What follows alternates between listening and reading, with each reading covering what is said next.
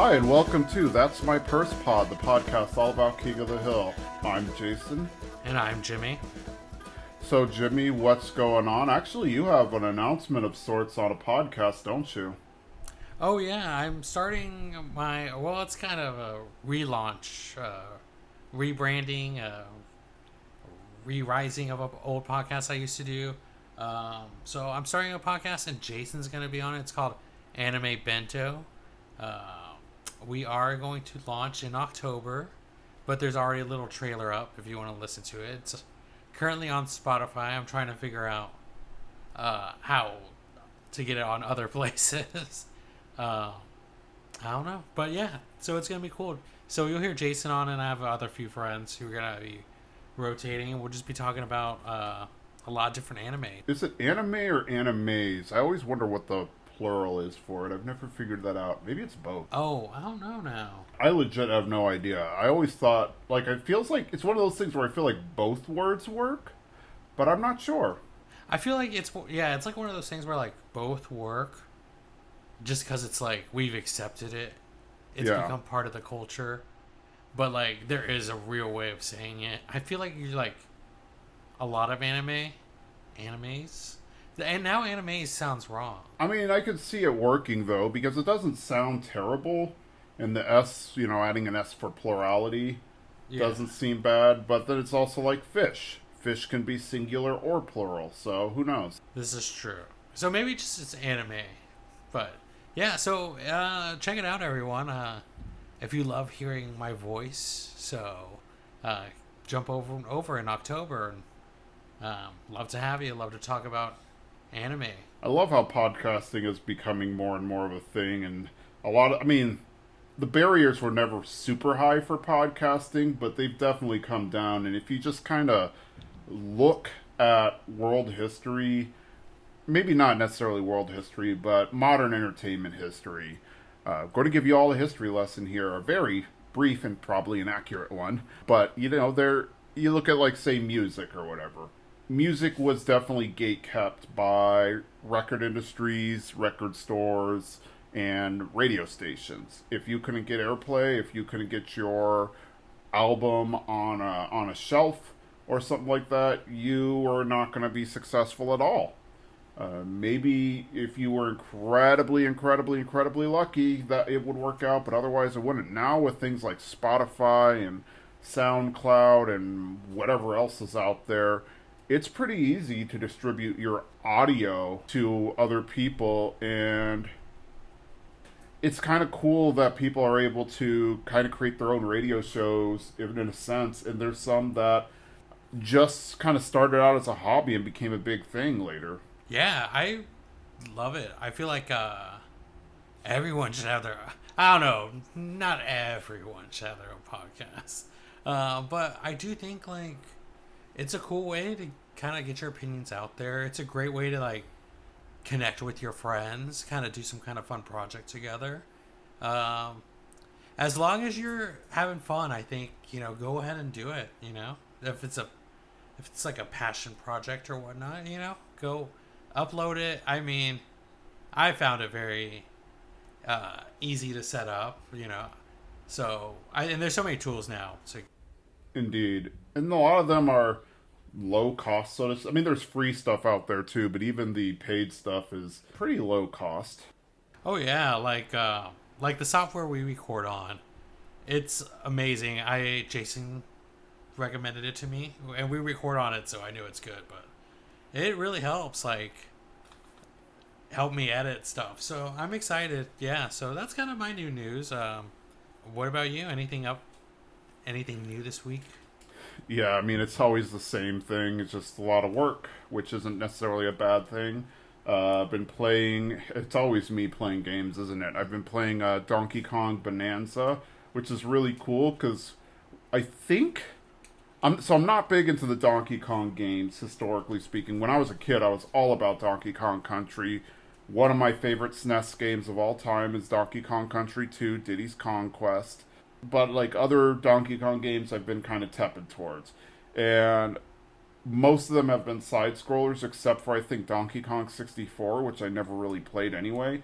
but it's cool to have like a full kind of open world Donkey Kong game. Oh wow, open world? Like, so is it like Zelda-esque in your It's play? open world ish. It's open world ish, I should say. Like, I'm wondering if there's going to be a lawsuit or something because they're clearly stealing some from King Kong or whatever. So in this game, Donkey Kong, it's kind of the Hollow Earth theory. So Donkey Kong and Pauline fall into the planet, and they're just gradually going down layer to layer. But it's not solid rock like you would think it would be. It's like there's a forest world in one layer of the earth, and then there's a crystal world, and there is even like a racetrack world and whatnot. So it's kind of level based, but also not really level based because there's not like a hub world kind of thing. There's not a world map, so it's a little different. Interesting. I might have to give it a check. I might have to check it out. It's on the Switch. Switch 2. Oh, only Switch 2? Yeah, I'm pretty sure it's exclusive. Well, I'm out. Well, I need to get Switch 2 eventually. So, we'll see. Maybe Switch 2 is my future. I don't know. I just spent a lot of money on some concert tickets. So, there's that. So, but, I don't know. Wait, how long have you had a Switch 2? I got it shortly after it came out. One of my friends was fortunate enough to find one for me and himself. And so he just shared it with me, or not shared it with me, he sent it to me, I sent him the money, and that was that. Nice. Okay. I might have to. I've been thinking about getting one. The new Pokemon game's going to come out soon. It's on both platforms, but it might be nicer. My Switch is still. I don't know if you remember this one, but when the original Switch came out, they came out with a Pikachu Eevee edition for Let's Go Pikachu, Let's Go Eevee. I have it, yeah. That's my Switch. That's the only that's the only one I have. So it's kind of old. Well, I have the game, not the Switch, I should say. I have like the regular old out of the box Switch, not a special one, but I do have the Eevee game. Yeah, I always try to get I always try to wait until like the Pokemon edition of the console, because Nintendo usually does a Pokemon edition of the console. But I was like, they didn't do one for the new Legends game, so I might just have to get a regular Switch too. But we'll see. But maybe next week I'll be like, I got a Switch 2, everyone. It is pretty fun. It does have more power than the first Switch, which is what you expect. It doesn't have as much power as, say, the PlayStation 5, but honestly, I don't think that's ever been Nintendo's goal, or at least not since maybe the N64 or GameCube. I think Nintendo's been focused more on, like, appealing to a wider audience, more so than having powerful hardware. Yeah, I always felt the Switch I always felt Nintendo did its best, and not that the Switch is just a handheld game, or handheld console, but Nintendo does its best with handheld. And just like stuff you can play on the go and like that. And then they got such powerful IP, so they're not worried. Oh yeah, I mean, I think it's fair to say that Super Mario is not even the most recognized video game character, but probably one of the most recognized brands out there. Like, I think somebody could have never played a Mario game in their life and they know who Super Mario is. I mean, they got Mario, they have Pokemon. Like, is Zelda's exclusive, Nintendo exclusive too, right? Yep, and Kirby. Kirby, yeah. There's so much. So, Nintendo's what they do have is high value. I agree. Nintendo does that very well. And fun fact, I mean, I think now it's kind of more common knowledge. So maybe people are like, yeah, we already know that, but Nintendo is well over 100 years old. Nintendo's 100 years old? Yep. What? Yeah, it used to be a like a trading card company back in like the late 1800s. And it was called Nintendo? Yep. Wow. Now I'm curious. Trading card? You said in the 1800s? Yeah, like 1890, something like that. 1890? What were they trading? I mean, it was like these playing cards. I mean, playing cards of different kinds have existed for I don't know how many hundreds of years now. I just imagine people in the 1890s being like, I got a Charizard. Yeah, you can find them online, like pictures of it. So they've been around for a while, and then they decided to jump into the video game world in the 80s and did so very successfully. In fact, we can say that Nintendo, I mean, I think it's very fair to say, and most historians might agree with it, is that Nintendo saved the video game industry because the video game industry pretty close to died in the 70s and 80s. Yeah. Oh wow. I'm looking at the cards right now. Okay, they're really pretty, and they're like the Japanese like playing cards. I don't know. Does that make sense? When I don't know how to explain it, but they have like pictures on it instead of like numbers and suits.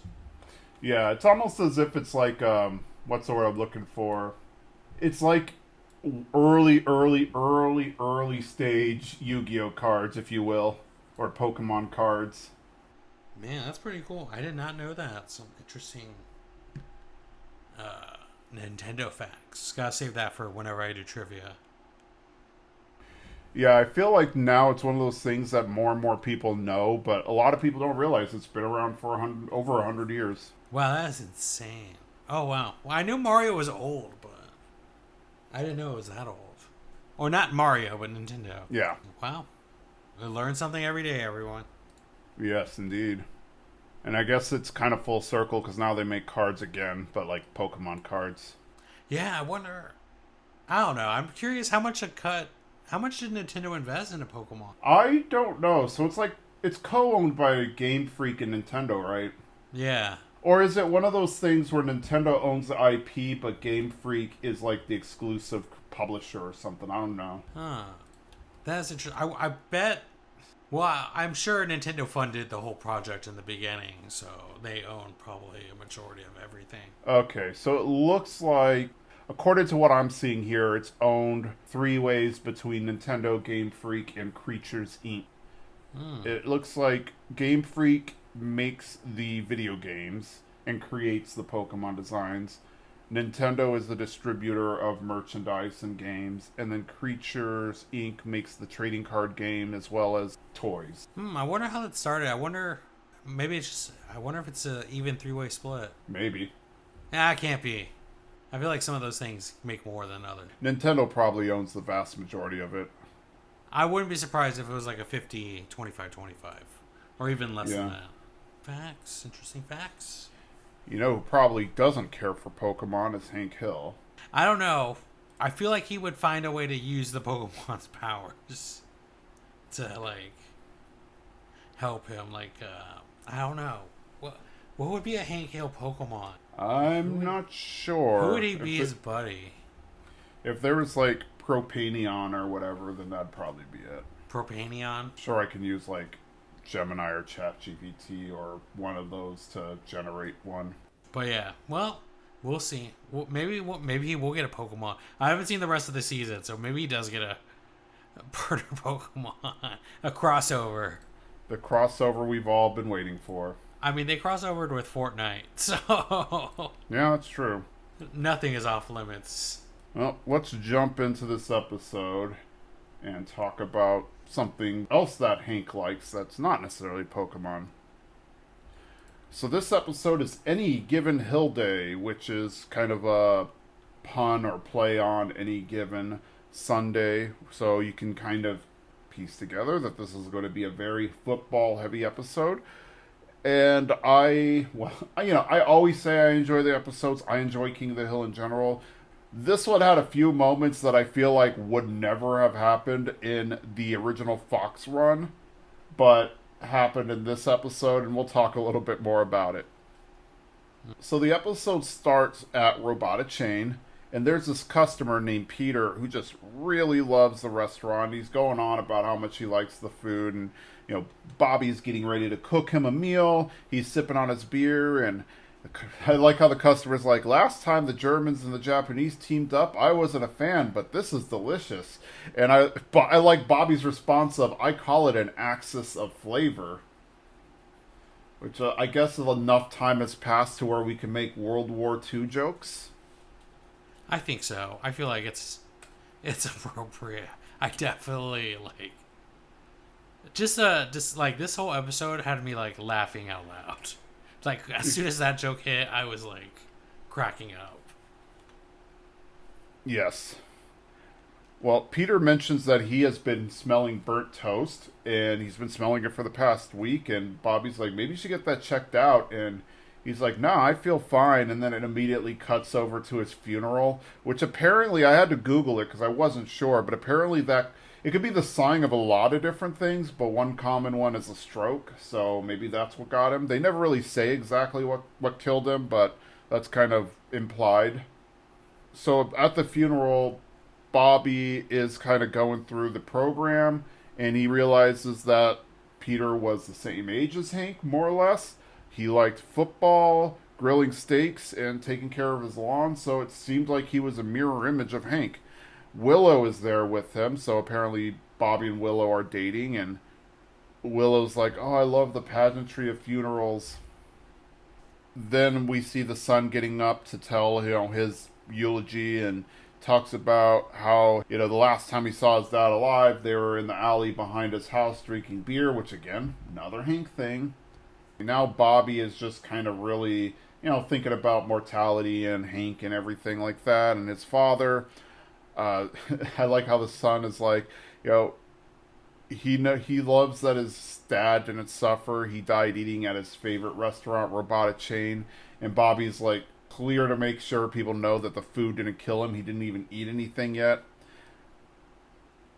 And the son keeps going on about how he wishes he told his dad how he felt. And so now Bobby's kind of in that headspace. I really love that Willow is there. I don't know. Willow's interesting. I do love her comment of that. I just love the pageantry of funeral. Not that like, oh, I'm here to support you, Bobby. She's kind of just, and I love that they zoom in on like two older women in like really fancy hats and whatnot. It is funny, and just Bobby taking the moments and being like, but he didn't eat any of the food yet. It's like, I just want people to know that it was not the food that killed him. Yeah, I mean, I can't blame Bobby for that, because if somebody said, oh, my dad died eating your food or at your restaurant, that does kind of put a bad vibe out there, so. Yeah, it's funny. And so he died that moment, right? Like, as soon as he got his food, he died? Sometime shortly after that comment was made, he died. Well, because Bobby says he didn't eat the food yet. Yeah. Well, because we just see him drinking beer, like, at the restaurant, and then he's like, oh, there's nothing wrong with me, or, oh, it's probably nothing, and then it cuts over to the funeral. I wonder if Bobby catered the funeral. That would actually be kind of funny. He's like, this food is okay, everyone. Yeah, probably. So we are at the Gribble house.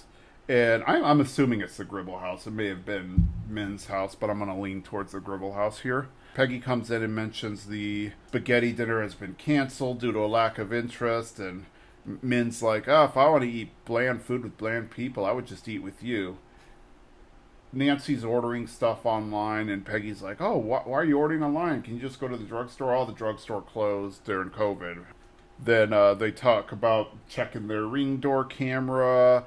And then they go into the Neighbors app, which is the in-universe version of Nextdoor, and everybody kind of posts, it's very much like Nextdoor in terms of the fact that it's just nosy neighbors and posting vaguely racist or concerning posts about, oh, I saw this guy in the neighborhood and blah, blah, blah. Peggy is just not really having it, because she just, I don't know, I guess she just really yearns for the old days when people actually went to the store or opened the door to see who was there or just talked to people and weren't doing everything behind a screen. I mean, I get it. I also feel like the time that they left for Saudi Arabia, like, when you think, like, because they were living in kind of a manufactured town that was supposed to look like middle America, kind of like classic-y style, where people like, I don't know, what are they called? Like when a company comes over and they basically take over a town. Yeah, like a company town. Yeah. Is that what it's called? It's so unoriginal. Yeah. But I'm sure that missed out because when you really think about how technology has grown in like the past couple years and how much like like having things on our phone or ring doorbells becoming not just ring but like cameras on your doorbell becoming more prominent thing. It's just Amazon delivery. It's just like more that really just happened in kind of a short period of time. So it makes sense that Peggy kind of missed out on the gradual change of all this happening. That's true. That's very true. I don't know. I also love Min just eating grapes, just like chilling there, like eating grapes, and then just being like, makes a dig at Peggy. Indeed. There's rumors on the internet, or not rumors, but thoughts on the internet, I should say, that I've seen on Reddit where people talk about how Hank probably isn't even that great of a cook, and maybe Peggy isn't either. So maybe their food really is bland. That could be. I I don't know. I don't know. I'd be surprised if Peggy's food is bland. If anything, I think it would be over seasoned, like random seasonings in there that don't need to be in there. Peggy definitely feels like the I take creative license over my food. Sounds about right. Well, she didn't even add nutmeg to her apple brown Betty, so who knows? But it was delicious enough to steal, and then steal credit for. Fair point. At the Hill House, Hank comes in. He's like talking about, "Oh, I bought the Sun and Shade seed, and it's supposed to be better." Blah. A very Hank thing to say. And Hank sees that Peggy is just staring at her phone, and Hank's not. Hank's kind of in the same boat where he doesn't really like technology and probably doesn't want to stare at a phone or anything like that. And so he kind of figures out what Peggy's up to, and she's just upset that this neighbor app is just nothing but fear-mongering and gossip. And Peggy just doesn't like the fact that everybody's hiding behind screens and stuff like that. And Hank encouraged her to write it all down in her musings, and she's like, well, no, the penny saver went out of business, and she won't post online, even though Hank thinks it's a good idea, because that's kind of counterproductive to what her goal is of getting people off their screens. Peggy wants people to meet face-to-face, and so Hank says, well, I meet face-to-face in the alley with my friends. So we go to the alley, and we see that the girls, Peggy, Min, and Nancy, are just out there sipping wine instead of beer. All of a sudden, like, Nancy brings out her phone, and Peggy just smacks it out of her hand on the ground. I love that Min is like, is this all we're doing? Is this all we're doing here? Because like none of them are talking or kind of any interaction. So also that is a kind of interesting group, right? None of them really, because the guys in the alley all grew up together, so there's a lot of history there. But these three have just kind of not formed recently, but they don't have the past, as I would say, like Hank and the crew have. It's almost as if they're friends purely because they are neighbors and they just have to be friends more so than actually liking each other. Yeah, it's kind of like friends of convenience. I do think there is some kind of friendship there. But, I mean, if given another choice, if there was more options, they might not all have gravitated to each other. I think it is a friends of convenience thing. Like, they tolerate each other enough to be able to spend time with each other, but they don't like each other extensively, I guess, if that makes sense. Yeah, it's always rough when I'm like, oh, I don't know if these people get along. Because, well, I don't know. This is because I'm trying to think of remember when Nancy got fired or she got like demoted out of being weather woman, and then Peggy went with her into the fire. Mm-hmm. I'm like, wow, that's a really good friend. But then when you really think about it, they all had their own little personal motives for doing these things. True. So it's tough. I know that at the end of the day, they're gonna have each other's backs, but to say that they're best friends would be untrue. So we go to Bobby's place now, and Willow is testing her creams on Bobby. It's like, oh, I like how you test on me and not rabbits, and she's like, I can't use a real rabbit. That's cruelty to animals. So, I guess she has a point. And Bobby is looking up Cowboys tickets, and they're like $300 a piece. Willow's like, you don't have to get him something that expensive. You can just talk to him. But Bobby just, I guess it's just showing how Bobby either doesn't know how to relate to Hank or whatever, and figures, oh, I don't want to just talk to him. I want to give him a gift of something he likes. And Willow's like, I know people who run the Cowboy Fantasy Camp. I can figure something out. Do you think your dad would like that? And he's like, my dad wrote one chapter of essentially a Tony Romo fan fiction where he solves mysteries with a dog who knows karate, which honestly, that's the most shocking thing of the episode, because I could see Hank writing a fan fiction about Tony Romo, maybe. Tony Romo solving mysteries with a dog does not sound like a Hank Hill thing. A dog that knows karate. Yes. Okay. This definitely doesn't sound like a Hank thing. If Bobby was just like, oh, my dad wrote a biography of Tony Romo, then I'd be like, makes sense. But man, I don't. This could be Hank does get wrapped up into some weird things. Like when he gets into something, he really gets into it. So he might have just one day been like messing around. He's like, wait, this is actually good. He just doesn't strike me as a creative type. Well, they did only get 2 channels over there, remember? Oh, yeah, that's a good point. Back in Peggy's car, she's driving around with Nancy, and Nancy's phone is cracked. And Peggy's like, oh, you could think about it of me saving you from screen addiction. And Nancy just kind of gives her a stare, and it's like, all right, I'll pay for it. They come across a yard sale, and they see a lot of books, and Peggy's like, oh, Nancy, how would you like to actually read a book and not look at it in a screen? And she's like, if you break my iPad. At the Hill House, Peggy creates one of those like little shared library book nook things, kind of looking like a birdhouse or something like that for people to just go in. And it's funny how they put a Britney Spears book in there. Willow is going to be coming over for dinner. And I like how Peggy pronounces it. I think she says a vegan instead of a vegan. It's like, I don't even know what to feed a vegan. It's like, Hank's like, can't we just put a grass in a bowl and feed it to her that way? They go to Megalo Fresh, which I guess is the Whole Foodsy spinoff of Megalo Mart, which Walmart actually has something like that in real life, which is kind of interesting.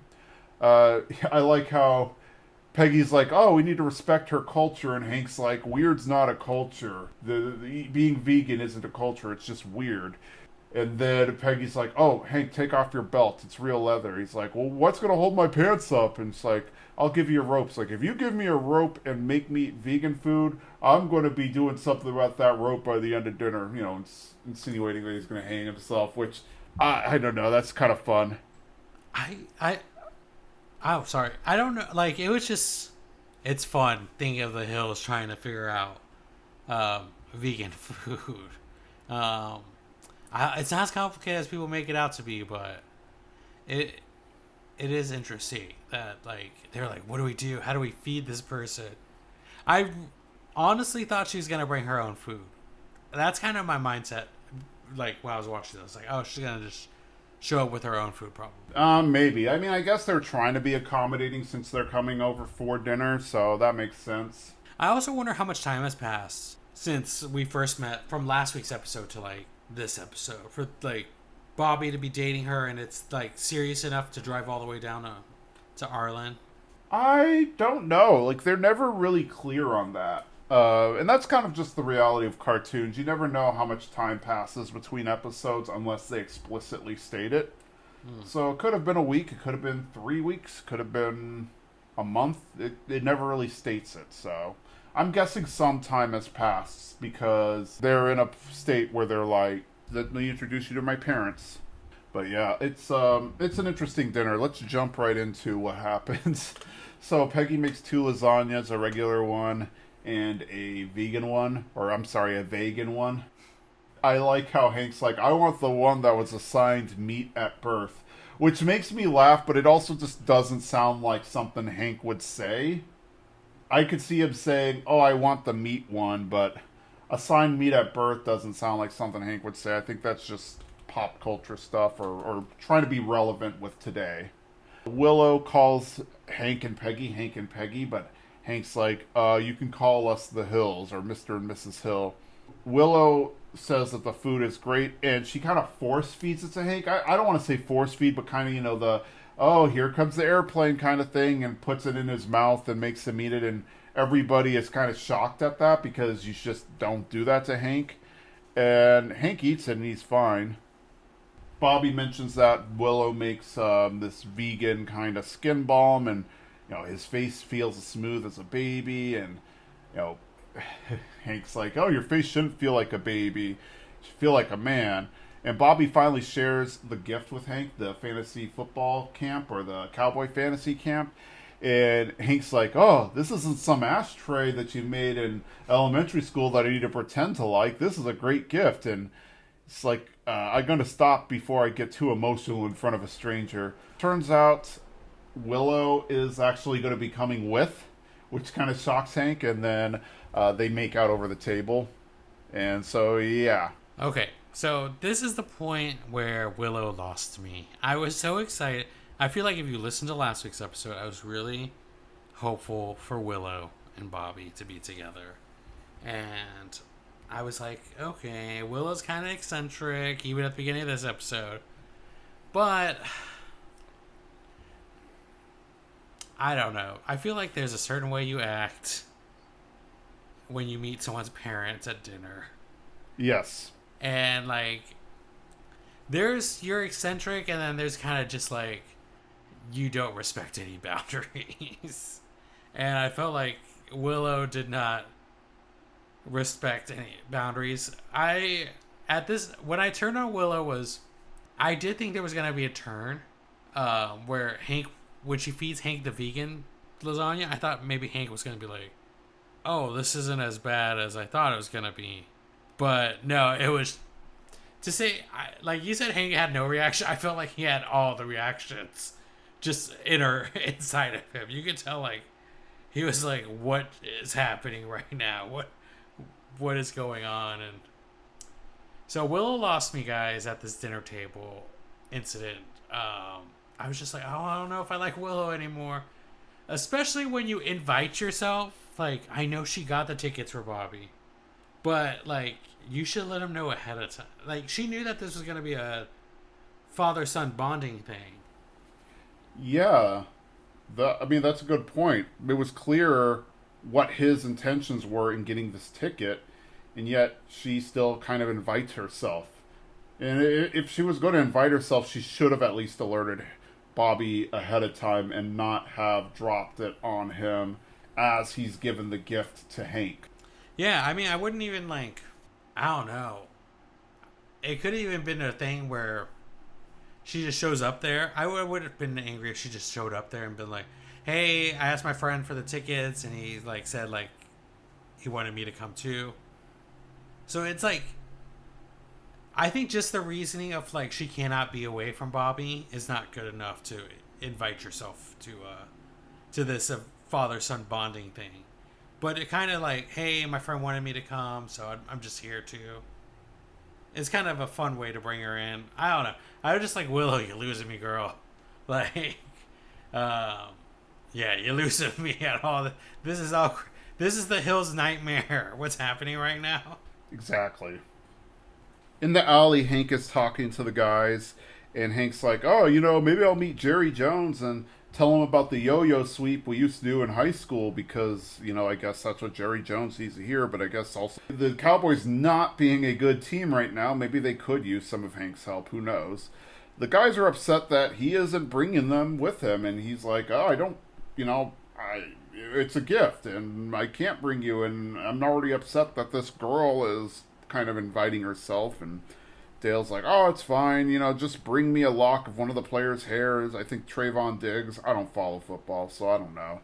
And Bill is like, oh, I'm happy to stay behind and support her library. And I like how Hank's like, it's just a converted birdhouse. It doesn't need support.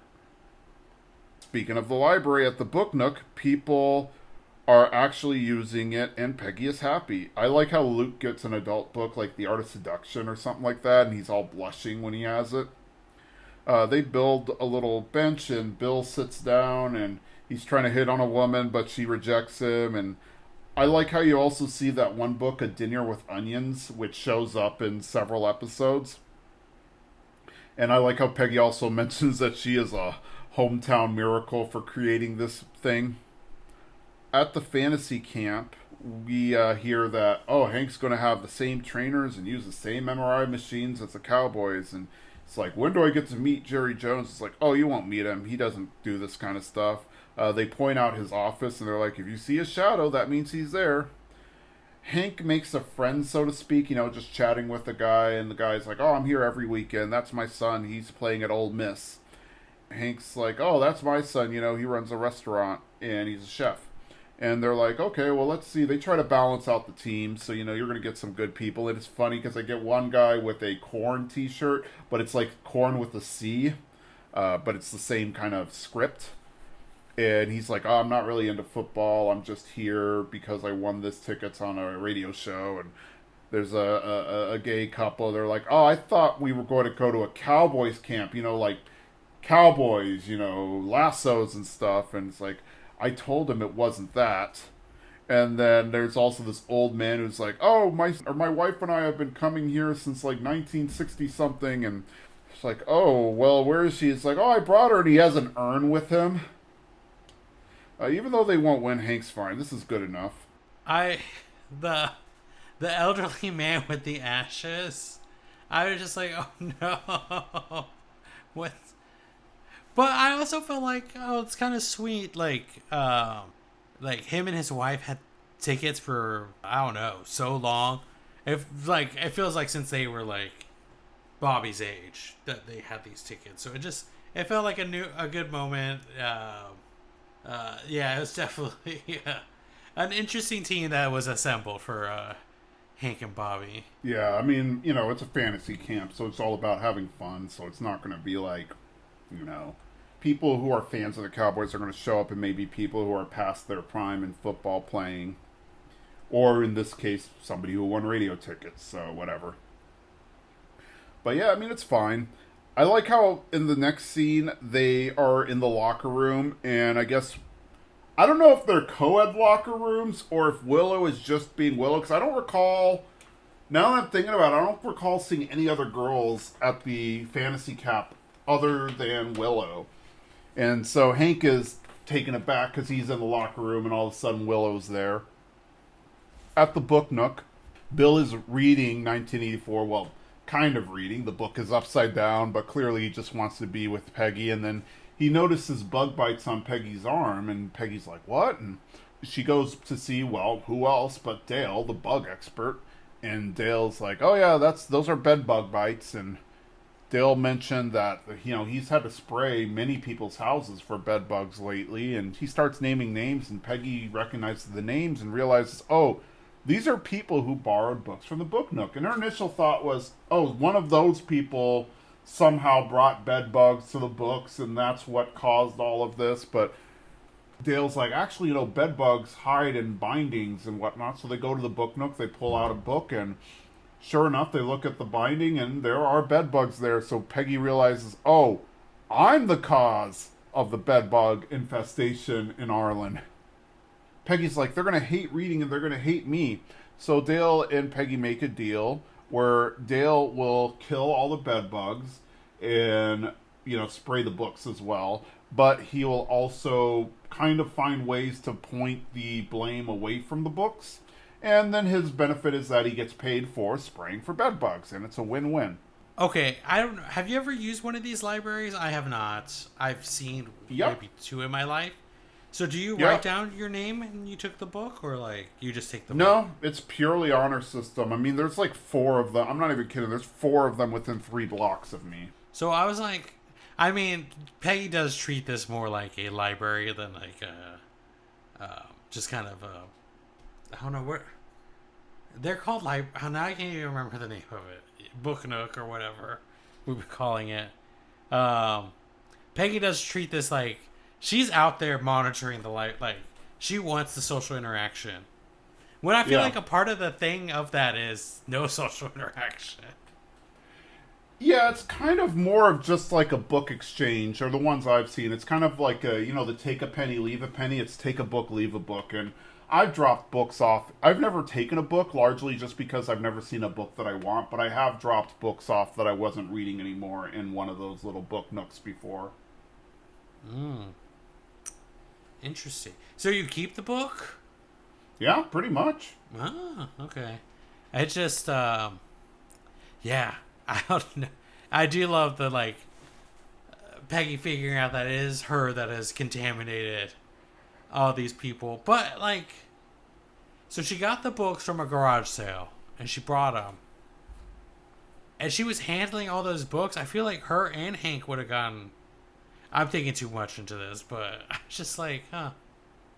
Interesting. I mean, this is Dale's dream, though, right? Yep. Bed bugs aren't fun. I haven't had them yet, knock on wood. I've known people who have, and it's not fun to deal with. That is my nightmare. That is my nightmare every time I go and I travel and I stay at a hotel is bed bugs. And like I've seen those news or stories where they're like, they're bed bugs. So I'm always worried about that. This will not keep me away from libraries, people. Though I will still go to a library. But yeah, I think it's funny that Peggy's goal backfired on her slightly.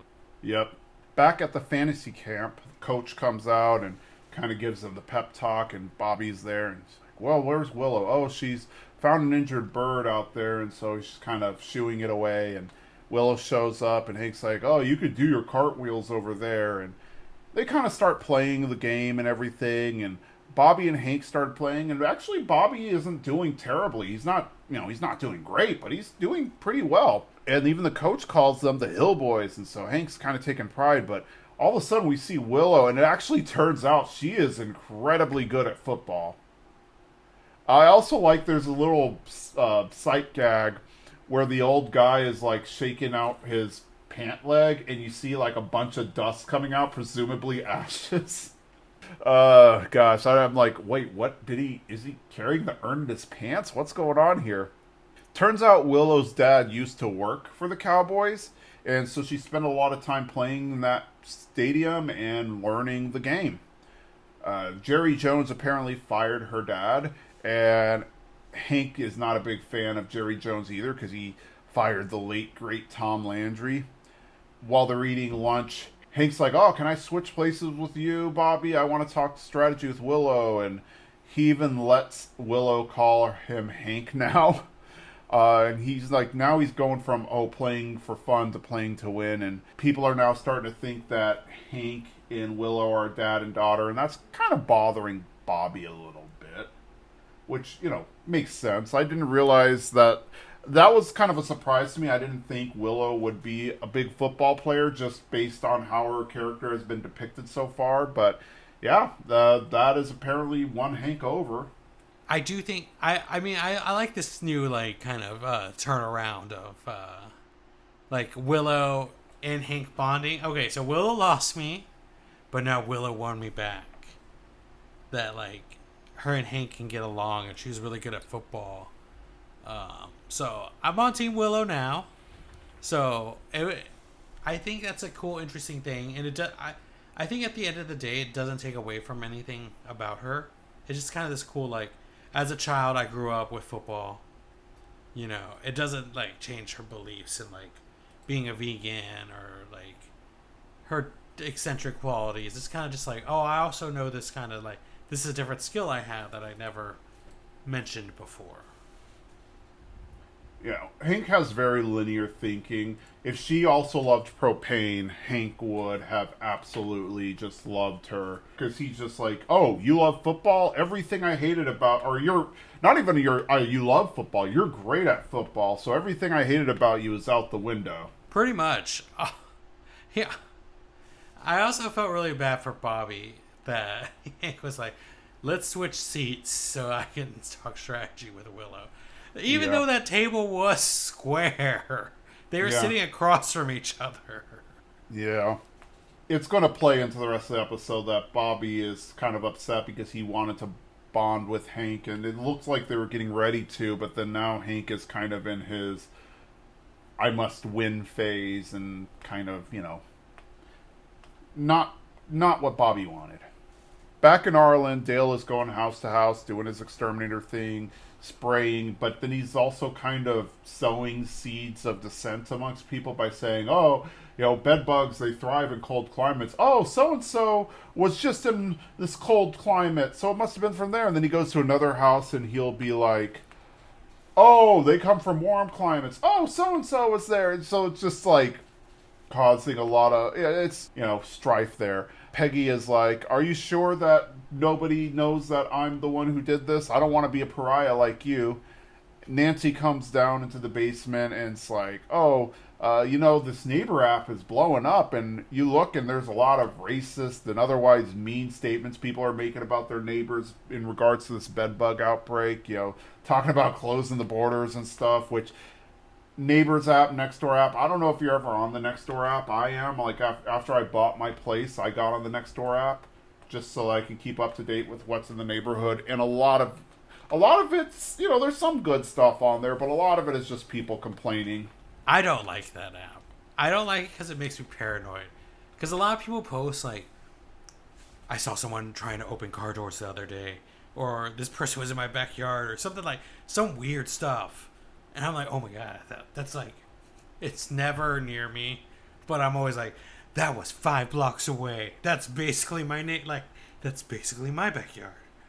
So I use it very sparingly. Like, I get on every now and then, but it gets me too paranoid. Mm-hmm.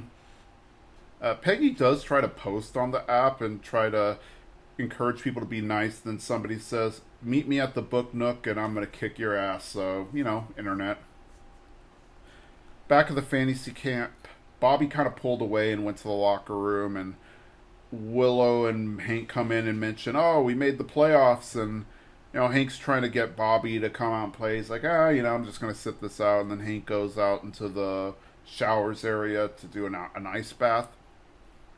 And Willow realizes that Bobby and Hank aren't really bonding the way Bobby was hoping they would. And Bobby kind of, becomes vulnerable. And he mentions, this is kind of his 11-year-old self he's feeling like again, where, he's hearing his dad saying, oh, you better get better at math since you aren't good at sports, which hurt doubly because I wasn't good at math either. And so Willow just says, talk to Hank. And while he can talk back, I can't talk to my dad anymore. And so, sure enough, that's what he does. He goes and Hank's in the ice bath and mentions that everything is sore, even his earlobes are sore. And he's like, I'm just getting way too old for this. And Bobby's trying to, relate and say, it's not necessarily age. Like, all I do is work in a restaurant all day and I get sore. And Hank's like, don't sell yourself short. You work really hard, harder than most athletes, which was nice for Hank to say. Like, he's acknowledging how hard Bobby works and whatnot, even if he isn't an athlete. And so Bobby joins him in the adjoining ice bath, and they kind of bond and whatnot. They go out into the field and they see a shadow in Jerry Jones's office, and they assume, oh, that means that Jerry Jones is there. Called back from earlier in the episode. They decide to go there because Hank wants to tell them all about the yo-yo sweep and stuff. And as they're going there, we kind of see that it's actually Willow who's in the office. And she puts down like a picture of Jerry Jones on the desk. And she gets on the desk and begins to pull down her underwear and squat. And at that point, Hank and Bobby enter the office just to see her, take a dump on Jerry Jones's desk. And naturally, everybody is taken aback by that. Willow mentions that, after her dad was fired, he became an alcoholic, and that kind of accelerated his death, so to speak. And so, for a long time, she blamed her dad for becoming an alcoholic, but now she blames Jerry Jones, and so that was kind of her, for lack of a better term, letting it all out. Or I like how she says, oh, it feels like a huge weight was lifted off me, and Bobby's like, you mean dropped? Hank is clearly disgusted with her and is like, you can call me Mr. Hill from now on. And, we need to leave. We can't come back today. I don't think we could ever come back here ever. And I like how Jerry Jones actually walks into the office and he calls somebody. He's like, yeah, it happened again. I'm conflicted. I'm conflicted on Willow. I really so I really liked what she said to Bobby. Like, hey, you need to talk to your dad. My dad's no longer with us. Um, so you need to have this moment. And I also love where she's like, hey, I'm sorry. It wasn't my intention to steal your dad away from you. It's just like I just wanted to win. It's kind of like the game got to me in a sense, which I was like, okay, this is all cool. It's acceptable, whatnot. And I really loved Bobby and Hank bonding in the ice bath. I love when Bobby's like, when he gets in, he's like, I want to scream, but every part of me hurts, or something like that. But yeah, I just think, I don't know. How do you feel about Will? Like, is this justified? I know she's kind of just, I don't think Jerry Jones is to blame for her dad becoming an alcoholic. But I can see where she's coming from. One, we don't even hear how he got fired, Could have been just bad job. Yeah, it could have been completely justified. And yeah, him becoming an alcoholic is not necessarily Jerry Jones's fault. Like, there's a lot of details that are missing here. Yeah, and then, like, a part of me was like, Willow's just kind of looking for someone else. Because she's like, I always blame my dad, but now I blame Jerry Jones. Who I guess a lot of people blame at the end of the day if this is happening again. True. I wonder if it's Willow having done it multiple times, or if it's just a lot of people take a dump on Jerry Jones's desk. I think it's a lot. Because Willow was like, I finally understand, like, it's not my dad's fault, it's Jerry Jones's fault. So, I mean, at this point, do you just, like, not keep a picture of yourself in the office? Like, people keep pooping on this picture. Maybe we should not keep it in my office. Yeah, I don't know. Well, also, why is the office unlocked? Like, he's the owner of the Cowboys. You'd think that they would keep that door locked. Or do you think Willow picked the lock? Because Willow was in there before they came in. That's true. Willow seems like someone who could pick a lock. Yeah, maybe. She like, if she's breaking into places and stealing grease and whatnot, she might have a little knowledge with picking locks. Yeah, because, I know that, like, our grease thing didn't have wasn't just open to the public. Yep. Like that door where you pour out your grease to be picked up. So. Yep. She has to have some kind of. She's got some skills. Not saying she's a criminal, just saying, like, Willow's got. Well, she did steal the grease. Is it stealing grease if you're just throwing it away? I don't know. To me, I think it's a legal gray area, but I don't know for sure. Because I think it is technically illegal to go through somebody's trash. But then I also think it's a gray area in the sense of if the trash can is out in public, then maybe it's not illegal, but I honestly don't know. I mean, Willow is in the gray. And then I also am like, Hank is also someone who's like, I will bend the rules if I want to get what I want. Remember when they went to the football game and they were in the suite? Yeah. And they snuck into the suite?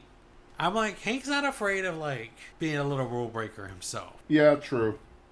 Well, he only broke in after Bobby broke in. Yeah, but this was him leading the charge, this incident, the Jerry Jones. True, I guess. Because there's that scene where they had to hide from the security guard. That's true. It was his idea. That's a good point. So, I mean, hey, we're all living in the gray, right, guys? Yep. On the drive home, I guess Willow got her own ride home or something. Hank and Bobby are talking, and they can't go back, obviously. Bobby's mentioning that, yeah, like all the problems she's had with Willow. Like, her balm burns my skin, and she says antidote instead of anecdote, and she follows me around everywhere. And then he's also mentioned, I'm still in love with Connie, so I think I need to break up with her. And Hank's like, well, in light of recent events, I suggest you do it very, very carefully. And I like how Bobby's like, oh, I appreciate you, Dad. And Hank's like, oh, let's not get carried away. The episode closes out at the Book Nook. Our neighbors are just arguing, and one neighbor's like, your husband slept with my wife. And she's like, I'm just as mad about this as you are. And then Mint's like, hey, only one person here is benefiting from all of this. And they blame Dale because, Dale's making money, being the exterminator and all that. Dale, being Dale, just immediately throws Peggy under the bus. And so Peggy owns it and says, hey, look, the book brought us together. Bill, you read half a book. And Bill's like, half a page. Luke learned the art of seduction. And you read what color your parachute was. The Nook was not just about books. It was about community, but she picks a book out of the book Nook, and then we immediately see like bed bugs crawl down on her arms. I like how she's just like, oh, we need to get rid of the bed bugs, and so there's only one way to kill them, so they immediately do a book burning. And there's an irony with the fact that they're burning Fahrenheit 451, like you clearly see that book being burnt.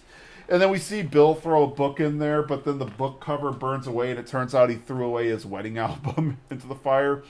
And so they're just standing around, and then all of a sudden it zooms out, and it shows like this is a video that's been recorded and put on the Neighbors app. And the video is named Texan Morons Having a Book Burning Party.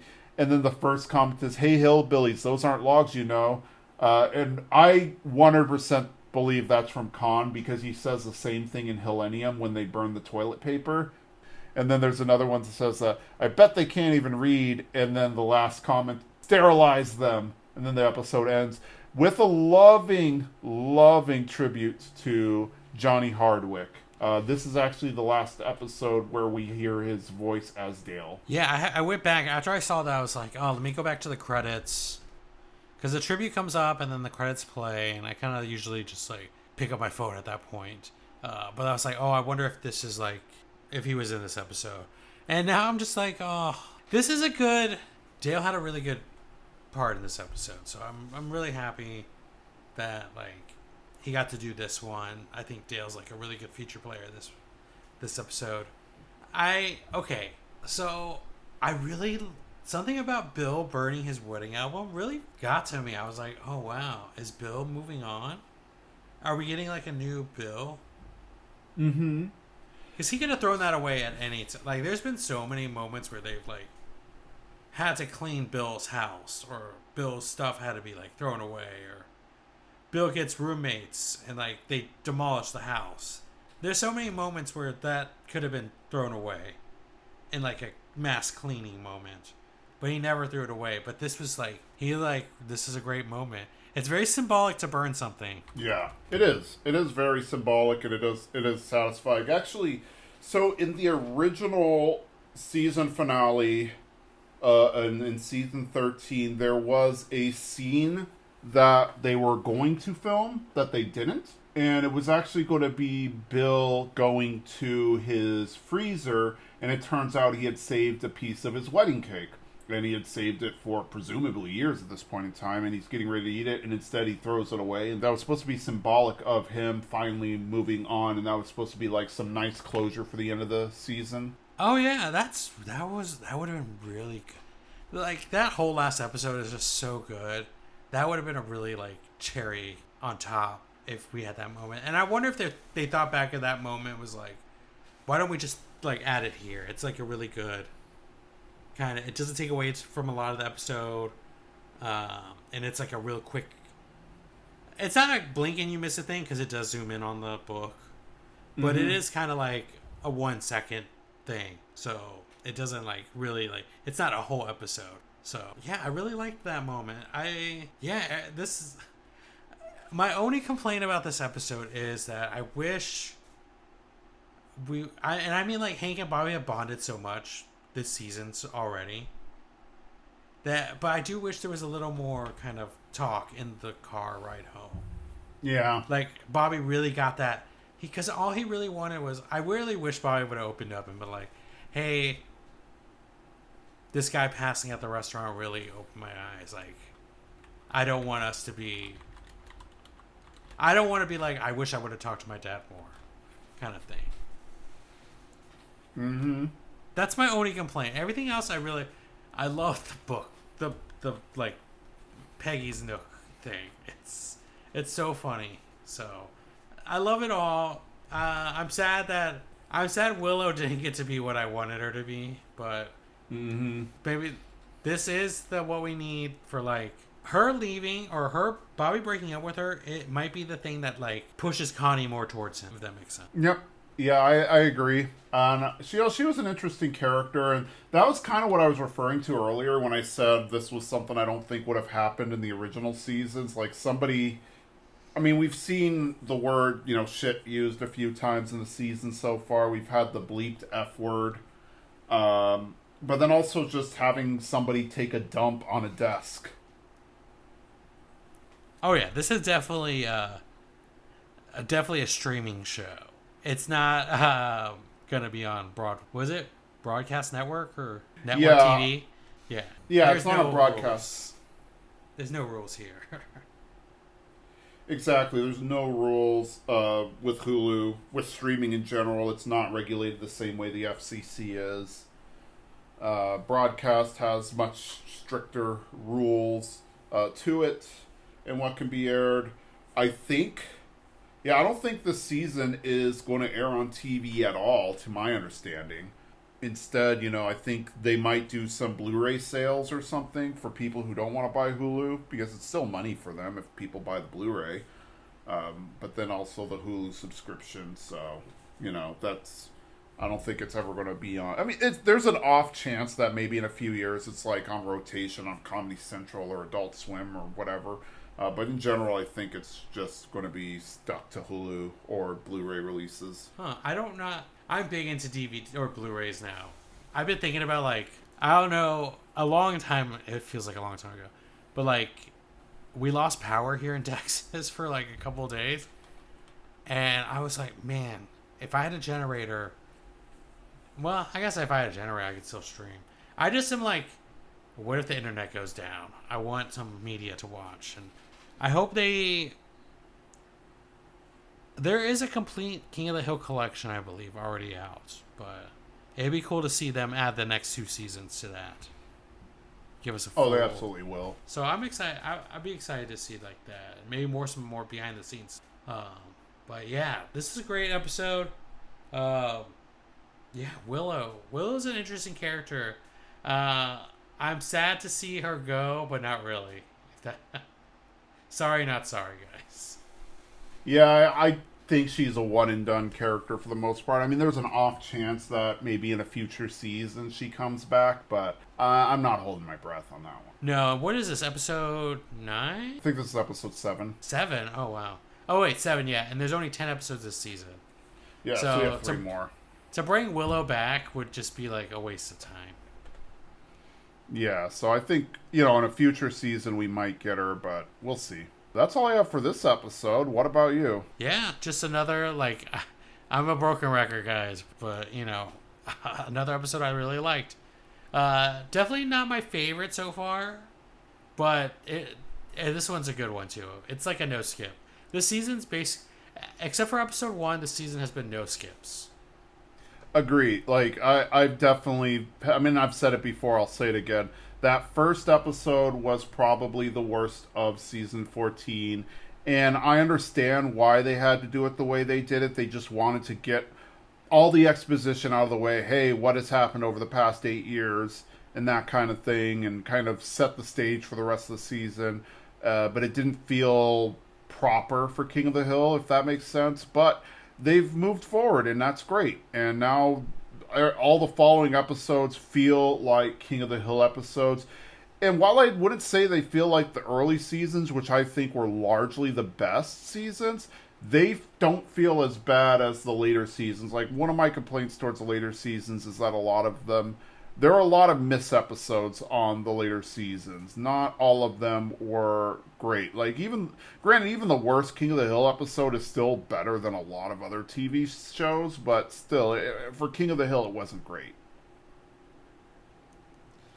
Yeah, I do think more towards the end, there were some episodes where I'm just like, this is okay.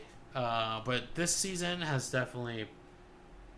It's back on track. Yeah, like I said, everything's rewatchable. I feel like I rewatched all these episodes over and over again. So I'm loving it. I can't wait to finish this off. I'm really excited to see. Well, because we know that this isn't the end of the series. We're getting another season because they signed up for 2, right? I know of 1 for sure. I think 2. Oh, because I'm wondering if we're gonna end on something final, or is it gonna end kind of hey, we're coming back? Yeah, we'll see. Well, that's all I've got, so join us next time as we cover more King of the Hill. Until then, I'm Jason. And I'm Jimmy. Bye. Bye.